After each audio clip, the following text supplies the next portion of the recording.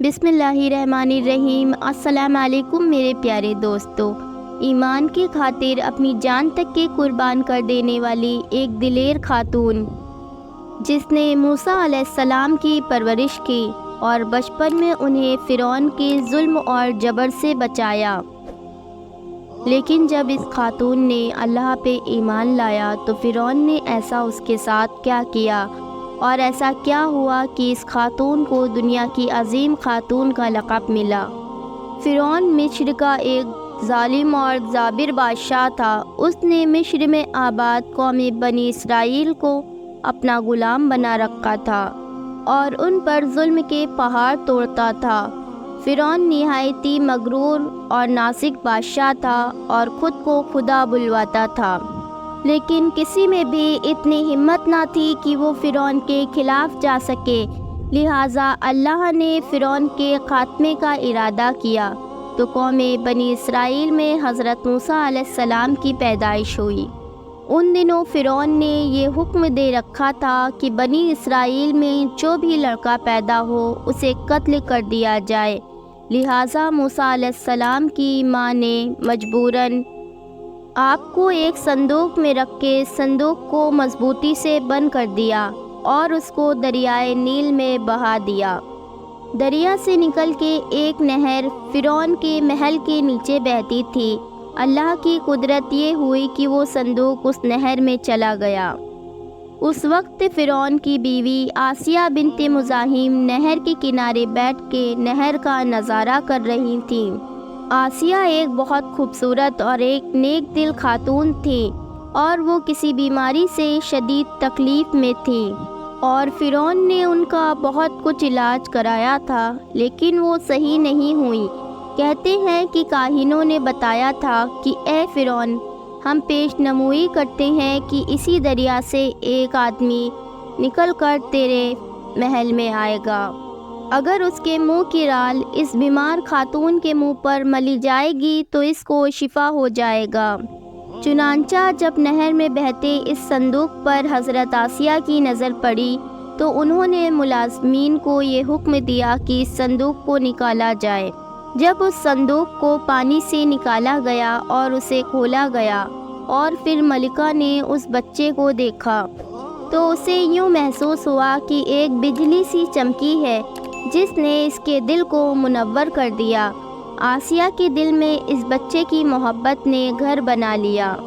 اس بچے کا لعاب دہن جیسے ہی حضرت آسیہ کے ہاتھ پہ پڑا تو انہیں شفا ہو گئی۔ فرعون کی بیوی حضرت آسیہ سے کوئی بھی بچہ نہ تھا، لہٰذا اس پاک دل خاتون کی ممتا جاگ اٹھی اور اس نے موسیٰ علیہ السلام کو گود لے لیا۔ اللہ کی قدرت سے موسیٰ علیہ السلام کی پرورش اسی فرعون کے محل میں ہوئی جس نے آپ کے ہاتھوں سے ہلاک ہونا تھا۔ دراصل فرعون نام کا لفظ اس زمانے کے بادشاہ کو کہا جاتا تھا۔ موسیٰ علیہ السلام کے قصے میں دو فرعونوں کا ذکر آتا ہے، ایک وہ جس کے گھر میں آپ کی پرورش ہوئی اور دوسرا فرعون وہ جس کے یہاں آپ ایمان کی دعوت لے کے گئے اور وہ سمندر میں غرق ہو گیا۔ لہٰذا حضرت بی بی آسیہ کا خاوند جس فرعون نے حضرت موسیٰ علیہ السلام کو اپنے گھر میں رکھا اس کا نام رامسس ثانی بتایا جاتا ہے۔ دراصل بی بی آسیہ ریان بن ولید کی پوتی تھیں۔ ریان بن ولید وہی بادشاہ تھا جو یوسف علیہ السلام کے دور میں عزیز مصر تھا، اور اس نے حضرت یوسف علیہ السلام پہ ایمان بھی لایا تھا۔ جب ریان پہ تبتی خاندان کی حکومت آئی تو اس نے اپنی طاقت کے زور پہ حضرت آسیہ سے شادی کر لی اور انہیں دھمکی دی کہ اگر انہوں نے شادی سے انکار کیا تو ان کے والدین کو قتل کر دیا جائے گا۔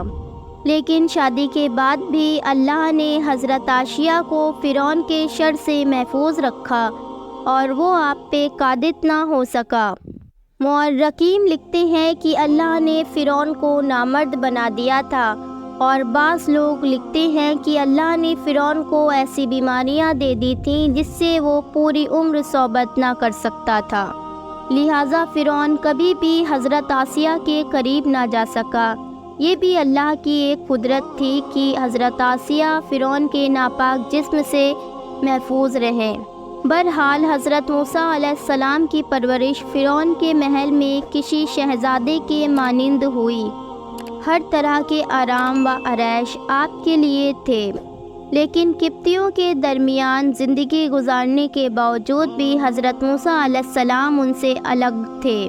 حضرت موسیٰ علیہ السلام فرعون کے غرور اور تکبر اور خدائی کے دعووں کو ناپسند کیا کرتے تھے اور ہمیشہ توحید کے متعلق واضح بات کیا کرتے تھے جو فرعون اور اس کے درباریوں کو ناپسند تھی۔ بہت جلد وہ وقت بھی آ گیا جب اللہ نے حضرت موسیٰ علیہ السلام کو نبوت عطا کی اور آپ فرعون کے دربار میں نبوت کی دعوت لے کے آئے۔ اس وقت فرعون کے مطالبے پر جادوگروں اور حضرت موسیٰ علیہ السلام کا سامنا ہوا، جس میں حضرت موسیٰ علیہ السلام کی عصا حقیقی سانپ میں تبدیل ہو گئی، جس میں جادوگروں پہ حق واجر ہو گیا کہ یہ اللہ کے سچے رسول ہیں جنہیں ہماری ہدایت کے لیے بھیجا گیا ہے، جبکہ فرعون پہ اس کا غرور واجب رہا اور موسیٰ علیہ السلام کی دعوت کا فرعون نے انکار کر دیا۔ اسی دربار میں حضرت بی بی آسیہ بھی موجود تھی، لہٰذا جب آپ نے یہ سنسنی خیز منظر دیکھا تو آپ کے دل میں حق کا نور چمک اٹھا، لہٰذا آپ حضرت موسیٰ علیہ السلام پہ ایمان لے آئیں۔ بی بی آسیہ فرعون کی بیوی اور ملکہ بھی تھیں۔ آپ کے پاس مال و دولت کی کوئی کمی نہ تھی، پھر بھی آپ غرور و تکبر کا شکار نہ تھیں، بلکہ آپ کا دل غریبوں کی محبت سے سرشار اور اس پہ معمور تھا۔ آپ دل کھول کر ان پہ صدقہ اور خیرات کیا کرتی تھیں، اسی وجہ سے آپ کو ام المساکین یعنی مساکینوں کی ماں بھی کہا جاتا ہے۔ چونکہ بی بی آسیہ اپنے شوہر رامسس کی مظالم کو بھی خوب جانتی تھیں، اس لیے انہوں نے کبھی بھی اس سے اپنے ایمان کا اظہار نہ کیا۔ آپ چھپ چھپا کر اللہ کی عبادت کیا کرتی اور اللہ سے یہ دعا کرتی کہ اے اللہ مجھے فرعون اور اس کے عمل سے نجات دے، میں اس کی کفری حرکتوں سے بیزار ہوں۔ حضرت آسیہ خفیہ طور پہ حضرت موسیٰ علیہ السلام کے خدا کی عبادت کیا کرتی تھیں اور دعاؤں استغفار میں مشغول رہتی، یہاں تک کہ ایک دن فرعون کو آپ کے ایمان لانے کی خبر ہو گئی۔ اس نے ایک روز اپنے درباریوں سے کہا، کیا تم لوگوں کو میری بیوی کی خبر ہے؟ تم لوگ اس کے متعلق کیا جانتے ہو؟ سب نے بی بی آسیہ کی بہت تعریف کی اور ان کی بھلائیاں بیان کی۔ فرعون نے کہا، کیا تم لوگ نہیں جانتے وہ میرے سوا کسی دوسرے خدا کی عبادت کیا کرتی ہے؟ لہٰذا فرعون نے حضرت آسیہ کو دربار میں بلایا اور ان سے دریافت کیا کہ تو کسے اپنا معبود مانتی ہے؟ حضرت آسیہ نے دلیری اور جذبہ ایمان سے جواب دیا کہ میں حضرت موسیٰ کے رب پر ایمان رکھتی ہوں جو میرا، تیرا اور ہم سب کا خدا ہے۔ فرعون اس بے باک جواب پر غضبناک ہو گیا اور بہت جلد اس بات کی پورے شہر میں خبر ہو گئی کہ فرعون کی بیوی اور ملکہ نے فرعون کے دین کو ٹھکرا کر حضرت موسیٰ علیہ السلام کے خدا پر ایمان لے آئی ہے۔ پہلے تو فرعون نے حضرت آسیہ کو سمجھا بجھا کر حضرت موسیٰ علیہ السلام کے دین کو چھوڑنے کے لیے کہا، لیکن جب اس نے حضرت آسیہ کے چٹان جیسے مضبوط ایمان کو دیکھا تو اس نے ظلم بربریت سے کام لینا شروع کیا۔ فرعون نے اپنے اہلکاروں کو حکم دیا کہ آسیہ کو تپتے ہوئے ریگستان کی ریت پر لٹا دیا جائے، لہٰذا آپ کو شدید گرمی میں تپتے ہوئے ریت کے میدان میں چھوڑ دیا گیا۔ فرعون اس جگہ دورہ کرتا رہا اور کہتا رہا، اب تو باز آ جا، اگر تو نے میری بات مان لی تو محل کی شاہی زندگی اور آرام اور آرائش تیرے لیے منتظر ہیں۔ مگر حضرت آسیہ کا اس پہ کوئی اثر نہ ہوا، کیونکہ آپ کو جنت کے اس لافانی علامات پر ایمان تھا جس نے اللہ نے آپ کو عطا کرنے کا وعدہ کیا تھا۔ جب فرعون نے حضرت آسیہ کی شاہد قدمی کو دیکھا تو اس نے آپ کو شہید کرنے کا فیصلہ کر لیا۔ اس نے اپنے درباریوں کو حکم دیا کہ بڑی سے بڑی چٹان کہیں سے اٹھا لاؤ اور حضرت آسیہ کو لٹاؤ اور وہ چٹان اس پہ گرا دو۔ لہٰذا جب یہ چٹان لائی گئی اور حضرت آسیہ کو زمین میں لٹایا گیا تو آپ نے اپنی نظر اٹھا کے آسمانوں کی طرف دیکھا تو پروردگار نے سارے پردے ہٹا دیے اور وہ نظارہ دکھایا جو محل جنت میں آپ کے لیے بنایا گیا تھا۔ آخر کار اس پتھر کو آپ کے اوپر گرا دیا گیا اور آپ کی روح پرواز کر گئی۔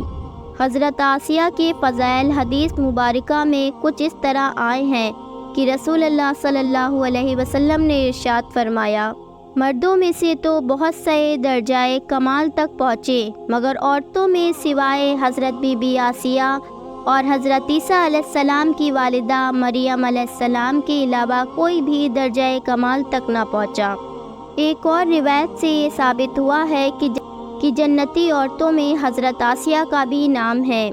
ایک روایت میں آتا ہے کہ حضرت آسیہ کا نکاح جنت میں حضرت محمد صلی اللہ علیہ وسلم سے ہوگا۔ دوستو، اس ویڈیو میں ہم نے دیکھا کہ حضرت آسیہ کے پاس کیا کچھ نہیں تھا، مال و دولت کی مالک تھیں اور وہ خود بھی ایک ملکہ تھیں، پھر بھی ان سب سے پرے ہٹ کر وہ حضرت موسیٰ علیہ السلام کے خدا پر ایمان لی آئیں، حالانکہ انہیں معلوم تھا کہ ایمان لانے کی وجہ سے ان کی تمام خوشیاں اور مقام و منصب چھن سکتا ہے اور ان کی جان بھی جا سکتی ہے، لیکن آپ نے حق اور دین کو قبول کیا اور اپنے گزشتہ اعمال پر توبہ کر لی۔